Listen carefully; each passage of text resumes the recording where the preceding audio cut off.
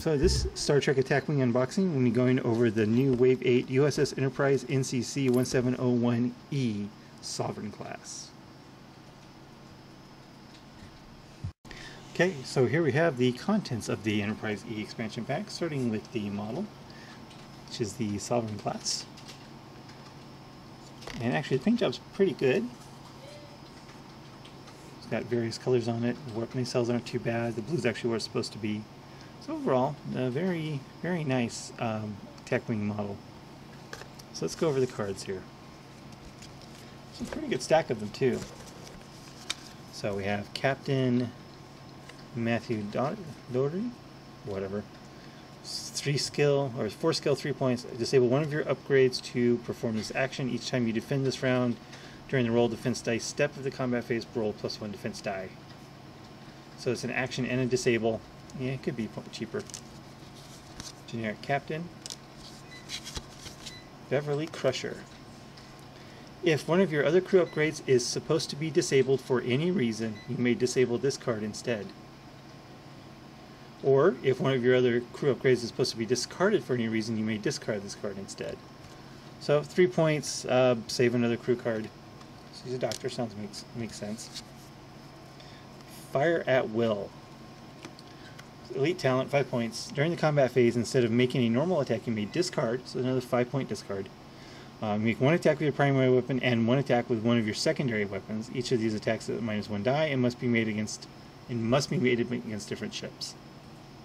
For a 5-point discard, having to shoot at 2 different ships, I'm not too excited about that one.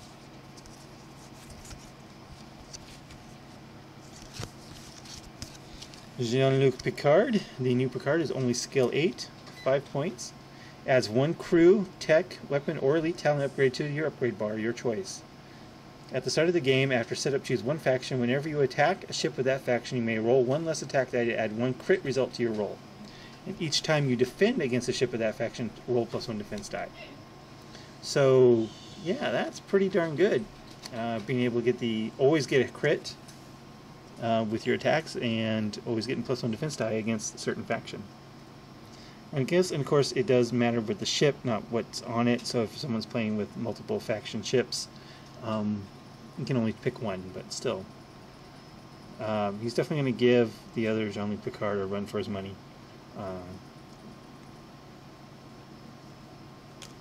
Especially those extra upgrades. Data. During the modified attack dice step of the combat phase, you may discard this card to force an enemy ship to re-roll its entire attack roll. So this is a discard, 3-point discard, and this may just save your bacon sometime. Of course, yeah, 3-point discard to force the enemy ship to re-roll its entire attack roll. That's really nice. Especially if they've already re-rolled something with, how would that work? I don't know. I'll have to look up the rules to see how that interacts with like target lock and stuff like that. Make it so, of course. When performing an action or attack that requires you to disable one of your upgrades, you may discard this card instead of disabling that upgrade. So 5-point elite talent allows you to keep one of your other upgrades around. So here's a Sovereign class movement chart, and it's different than other ships, so which is nice. I like to see them introduce new types of movement. So we got 6 speed is actually a red maneuver. Back 1 is a red maneuver. So you can up to 5 in white. The only sharps are 3, and then it's got up to 3 green straightforward too. So that's a very different movement dial than just about anything else we've seen before. So that's kind of nice. Admiral card rules. Deanna Troy. Discard this card to target a ship at range 1 to 2. Disable that captain or 1 crew upgrade on that target ship. Place at battle stations beside your ship. If this target ship is cloaked, flip this cloak token over to the red side. So being able to disable a captain, that's really good, especially since most of the other things that protect upgrades only protect upgrades and they won't protect your captain. Like COS or the dispersion field won't protect your captain, so you'd have to get like Lee Nallis to protect your captain from her. And of course there's other things in here, like you can use Beverly Crusher or even Wayun, or lots of things to prevent crew from being discarded. So yeah, you can use her multiple times.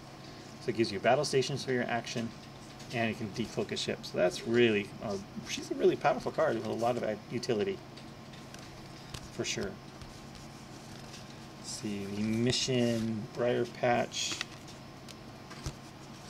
dorsal phaser ray is one of the better cards in the game.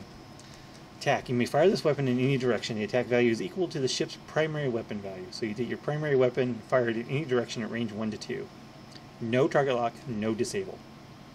This upgrade may only be purchased for a Federation ship with a hull value of 4 or greater, and the cost is equal to the ship's primary weapon value by +1. So like say the Voyager, or let's say the Enterprise D, you could take this for 5 points and then get a 4-point, 4 damage attack in any direction instead of the 3 dice it uses now.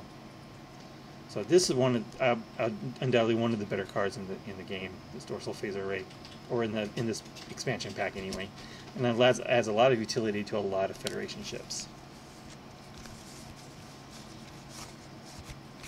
Let's see, what does Geordi LaForge do? Add 1 tech upgrade slot to your upgrade bar. Disable this card to target a ship at range 1 to 3. Target ship rolls 2 less defense dice this round against all of your ship's attacks. If the target ship is cloaked, flip this cloak token to the red side. Again, another anti-cloaking utility. When we need anti-board cards, they're coming out with more anti-cloak stuff. It's okay. 4 points for a tech upgrade, it's not too bad.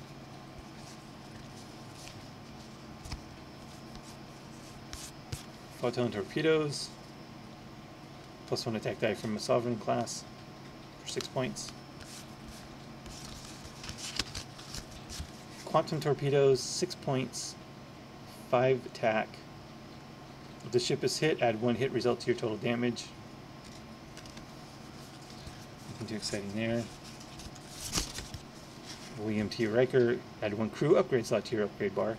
After you move, you may disable this card to perform the action of one of your crew, elite talents, or tech upgrades, or your captain's action as a free action. So that's a nice disable, especially if you can combine it with like Phlox or something that just re-enables all your crew. That's a very nice action. I think it's one of those things that could cascade very easily. Use this to disable this one to activate another crew upgrade, which would then enable all your other crew upgrades. Yeah, anyway. Advanced shields. Action. If you still have active shields, place 1 additional shield token beside your ship. If you take damage this round, remove this shield token first. If you do not take damage, discard the extra shield token during the end phase. No ship may be equipped with more than 1 advanced shield upgrade. So basically an action to add a shield to your ship every turn. That could be useful. It's only 1 shield though, and it's an action, so I don't know how useful it's going to be, but it's a cool card though. Here it is. Enterprise, NCC-1701E, Sovereign class. You may fire a torpedo at an enemy ship without needing a target lock. If you do so, place an auxiliary power token beside your ship. So that's pretty powerful, not needing a target lock, and especially against cloaked ships. And it's any torpedo, doesn't specify photon torpedoes like the Jaeger does, so you can use quantum torpedoes too. 5 attack, 1 defend, 5 hull, 5 shield. So yeah, it's quite a bit beefier than a lot of ships, and for 32 points. Has 1 tech, 2 weapons, and 2 crew with the standard Federation action. So that's a pretty beefy, pretty powerful ship with a really cool ability. And here's the generic class for 30 points with 5154. Let's take a look at the tokens. Of course, it's got fleet action. Why does it have a fleet action? I didn't see an admiral in here. Oh. Oh, so he's an admiral. Okay, 3-point admiral. Disable 1 of your upgrades. So that's the fleet action. So disable an upgrade to get an extra defense die the entire phase. Okay, that's why there's an admiral fleet action in here. Let's see, shields. See, here's the Enterprise E token, so it has forward and rear arcs. Here's a token for Geordi LaForge. Here's Geordi's -2 defense dice. Yeah, other than that, nothing too exciting about the tokens. So that's the contents of the Enterprise E. I only had enough money this week to buy 1 of the new ships, and this is the one I picked. It was a tough choice between this and the Borg and the Queen's ship. But I went with this, and I'll get the Queen's ship later. And there's some really interesting cards in here. I could do some really nice combos. So that's it. Thanks for watching.